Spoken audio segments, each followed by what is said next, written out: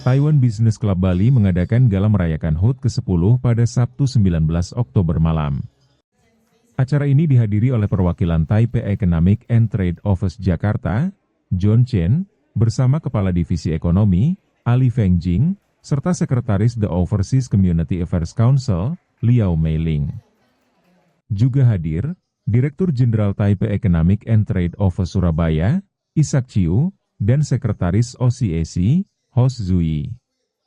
Dalam sambutannya, Ketua Taiwan Business Club, Mr. Ko Shunjung mengucapkan selamat datang kepada seluruh hadirin. Acara yang berlangsung hikmat dan meriah ini juga dihadiri anggota Overseas Community Affairs Council, Huang Lizhen, Su Wenbing, dan Kebai Siang, serta Ketua Taiwan Business Club Indonesia, Wang Mingchong, Kepala Pengawas, Jian Siwei, dan Presiden Kehormatan, Wang Anzuo.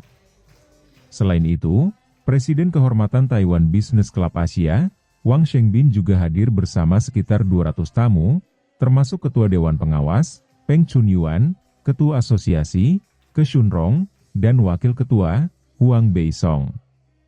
Ketua Dewan Pengawas, Qi Wenli, Sekretaris Jenderal, Cai Jiuan, dan perwakilan dari berbagai asosiasi sahabat Taiwan Business di seluruh Indonesia juga turut meramaikan acara ini.